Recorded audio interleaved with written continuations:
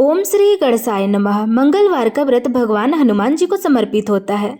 यह व्रत करने से विशेष रूप से कष्ट, रोग, शत्रु, बाधा, विवाह में हो रही परेशानियों से मुक्ति मिलती है। जो भक्त श्रद्धा से यह व्रत करता है उसके जीवन में साहस, बल, बुद्धि और सौभाग्य की प्राप्ति होती है। बहुत समय पहले की बात है। व्यास जी के कथन के अनुसार एक समय ऋषि मुनियों की तपोभूमि परम पावन नैमिषारण्य तीर्थ में भूमंडल के 88,000 सनकादिक ऋषि एकत्रित हुए। उन्होंने श्री सूत जी से पूछा कि हे महामुनि, आपने अनेक पुराणों की दिव्य तथा दुर्लभ कथा हमें सुनाई है। अब आप कृपा करके कली काल की अल्प आयु भोगी मानव जाति के हित साधन के सरल व प्रभावशाली एवं तत्काल फल देने वाली व्रत की कथा सुनाइए, जिससे अकाल मृत्यु, दरिद्रता, रोग, सर्प, भय, शोक, अपवित्र तथा अज्ञान आदि दूर होकर भगवत भक्ति, धार्मिक एकाग्रता तथा पवित्रता प्राप्त होकर मन को शांति मिले। ऋषि मुनियों की उत्सुकता को देखकर सूत जी बोले कि हे मुनियों, आप सबने अत्यंत मनोरम लोकहितकारी प्रश्न पूछा है। इससे पूर्व यही प्रश्न एक बार धर्मराज के अवतार श्री युधिष्ठिर ने भगवान श्री कृष्ण से पांडवों की सभा में किया था। युधिष्ठिर ने कहा था कि हे प्रभु, आपके सत्संग लाभ के फलस्वरूप मुझे अनेक व्रत कथाओं तथा धर्म के पावन स्वरूप का ज्ञान प्राप्त हुआ है। अब कृपा करके मनुष्य की पुत्र प्राप्ति सहित संपूर्ण कामनाओं को सिद्धि करने वाली कोई ऐसी कथा सुनाइए जो कली काल में मानव जाति के लिए सरल तथा अल्प श्रम वाली हो। भगवान श्री कृष्ण ने युधिष्ठिर से कहा कि हे राजन, आपकी जिज्ञासा को शांत करने के लिए मैं एक अत्यंत प्राचीन ऐतिहासिक कथा आपको कहता हूँ। इसे पूर्ण एकाग्रता के साथ सुनिए। कुंदनपुर नामक एक नगर था। उसमें नंदा नामक निर्धन ब्राह्मण रहता था। उसकी पत्नी का नाम सुनंदा था। उनके दुख का सबसे बड़ा एक कारण था, वह था कि निसंतान होना। ब्राह्मण की पत्नी सुनंदा सती, साध्वी तथा पतिव्रता थी। वह नियम पूर्वक प्रत्येक मंगलवार के दिन श्री हनुमान जी की कथा का पाठ और पूजन करने के बाद उनको भोग लगाकर स्वयं भोजन ग्रहण किया करती थी। काम की अधिकता से एक मंगलवार को वह हनुमान जी को भोग न लगा सकी। शाम के समय जब उसे याद आई तो वह अत्यंत दुखी हुई और उसे पश्चाताप हुआ कि आज पूजन व्रत तथा भोग इत्यादि कोई भी नियम का पालन नहीं हो सका।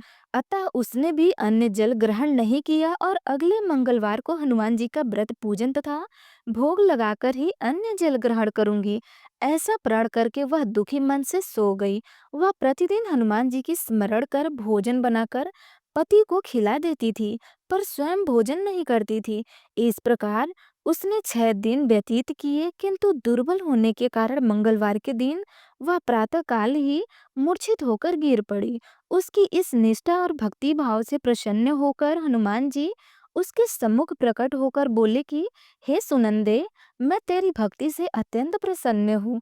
तू वर मांग। सुनंदा बोली कि हे भगवान, मुझे कोई संतान नहीं है, अतः कृपा करके मुझे संतान प्राप्ति का वर दे। श्री हनुमान जी बोले, तेरी अभिलाषा पूर्ण होगी और तुझे ऐसी कन्या रत्न की प्राप्ति होगी जिसके अष्टांग तुझे प्रतिदिन सोना दिया करेंगे। ऐसे वर देकर हनुमान जी अंतर ध्यान हो गए। श्री हनुमान जी से वरदान पाकर ब्राह्मणी सुनंदा अत्यंत प्रसन्न हुई और संपूर्ण घटना का विवरण अपने पति नंदा को सुनाया तो वह कन्या प्राप्ति के वरदान से कुछ दुखित तो हुए, मगर अष्टांग से स्वर्ण प्राप्ति की बात से वह प्रसन्न हो उठा। उसने सोचा कि कन्या के आगमन में मेरी निर्धरता भी दूर हो जाएगी। श्री हनुमान जी की कृपा से वह ब्राह्मणी यथासंभव गर्भवती हुई और 10वें महीने में उसे कन्या रूपी रत्न की प्राप्ति हुई। 10वें दिन ब्राह्मण ने कुल पुरोहित को बुलाकर कन्या का नामकरण संस्कार करवा दिया। पुरोहित ने जन्म नक्षत्र तथा राशि के अनुसार कन्या का नाम स्वर्णा रखा। कन्या के पूर्व जन्म संस्कार बड़े उत्तम थे और उसने पहले जन्म में मंगल देव का विधि विधान से व्रत व पूजन किया। कन्या के अष्टांगों से प्रतिदिन काफी सोना मिलने के कारण वह ब्राह्मण अत्यंत धनवान होने के साथ साथ अभिमानी भी हो गया था। प्रकृति की विकास गति के अनुसार जैसे शुक्ल पक्ष का चंद्रमा बढ़ता है, उसी प्रकार कन्या भी प्रतिदिन बढ़ने लगी। एक दिन सुनंदा ने अनुभव किया कि उसकी कन्या विवाह के योग्य हो गई है।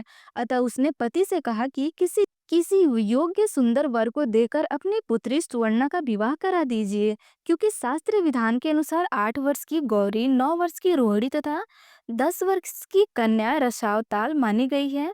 गौरी के दान से पाताल लोक तथा रोहिणी के दान से बैकुंठ लोक की प्राप्ति होती है, किंतु रजस्वला का दान शास्त्र में विरोध से घोर नरक की प्राप्ति होती है। अतः एवं सब दोनों में श्रेष्ठ कन्या का दान उचित समय पर करके इस लोक तथा प्रलोक को सुधारिए।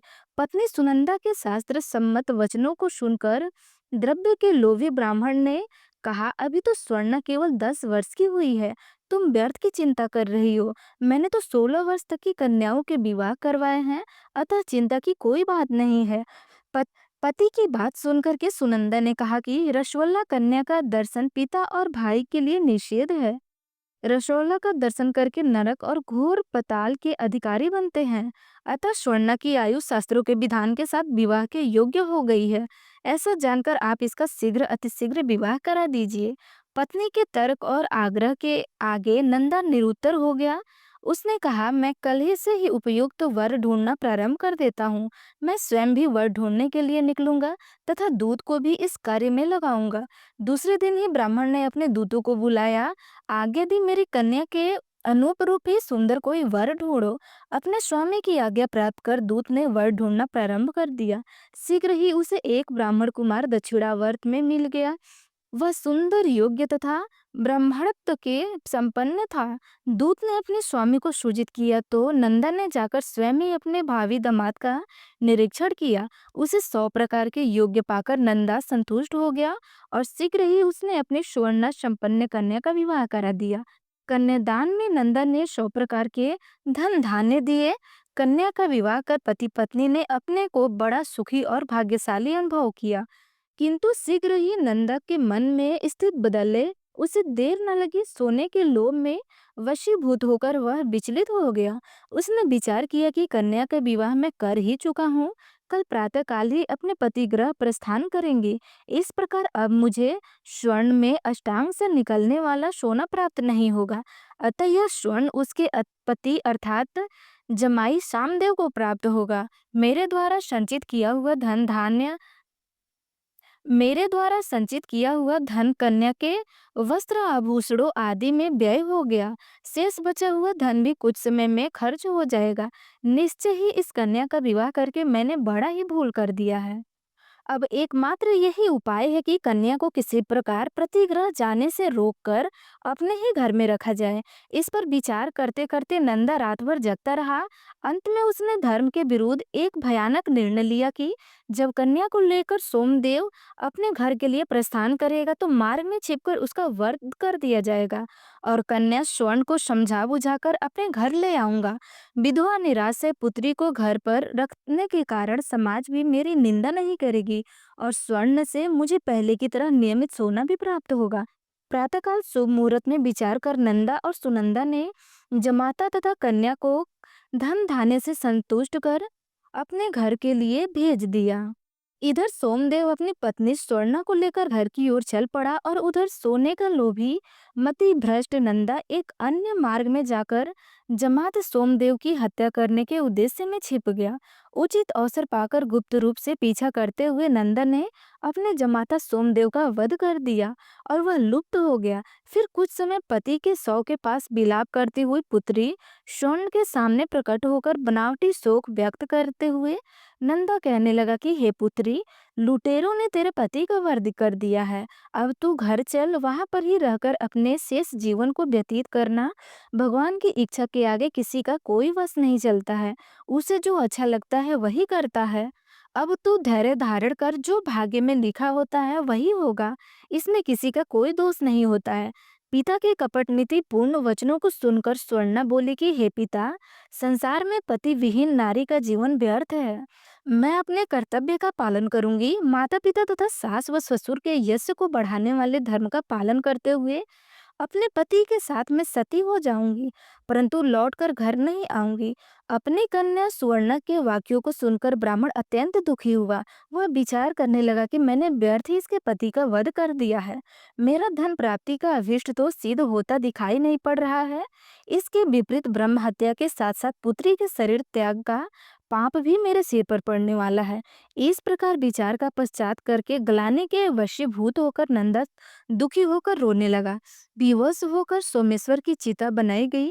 फिर स्वर्णा 16 श्रृंगार कर पति का सिर गोद में रखकर चिता पर बैठ गई। जैसे ही सोमदेव को 100 को मुखाग्नि दी गई, वैसे ही प्रसन्न होकर मंगलदेव प्रकट हो गए और बोले, हे स्वर्णा, तेरे पति भक्ति से मैं अति प्रसन्न हूँ, अतः तू मनवांछित वर मांग ले। मंगलदेव को प्रकट देकर स्वर्णा ने भक्ति भाव से उन्हें प्रणाम किया। फिर विनम्र होकर बोली कि हे मंगलदेव, यदि आप मुझ पर प्रसन्न हैं तो मेरे पति को पुनर्जीवित कर दीजिए। यह लोक तथा परलोक सार्थक करे। श्री मंगलदेव ने तथास्तु कहकर बोला कि हे स्वर्णा, तेरा पति पुनः जीवित होकर अजर अमर तथा महान विद्वान हो जाएगा। इसके अतिरिक्त तू और भी कुछ वर मांगना है तो मांग लो। स्वर्णा बोली कि हे अमंगल हरने वाले मंगलकारी ग्रहों के स्वामी मंगलदेव, यदि आप मुझ पर इतना ही प्रसन्न हैं तो यह वरदान भी देने की कृपा करें कि जो भी प्राणी मंगलवार के दिन विधि विधान से भक्ति पूर्वक आपका पूजन करे और धूप दीप नवेद लाल पुष्प तथा लाल चंदन समर्पित करे, वह सभी प्रकार के सांसारिक सुखों से मुक्त होकर सुखी जीवन व्यतीत करे। रोग शोक ताप स्वजनों का वियोग अग्नि तथा सर्प आदि उसे कपित न सतावे। मंगलवार का व्रत करने वाली स्त्री कभी विधवा न होकर अटल सौभाग्यवती रहे तथा पुत्र पौत्र से युक्ति सुखी जीवन व्यतीत करे। मंगलदेव तथास्तु कहकर अंतर्ध्यान हो गए। मंगलदेव की कृपा से सोमदेव जीवित हो गए। स्वर्णा अपने पति को पुनः प्राप्त कर अत्यंत प्रसन्न हुई।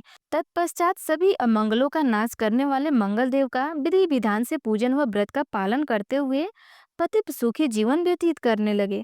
इस प्रकार से जो भी भक्त सच्ची श्रद्धा के साथ मंगलवार का व्रत धारण करता है, उसके भक्ति के सभी प्रकार से दुख और शोक दूर हो जाते हैं तथा मनवांछित फलों की प्राप्ति होती है।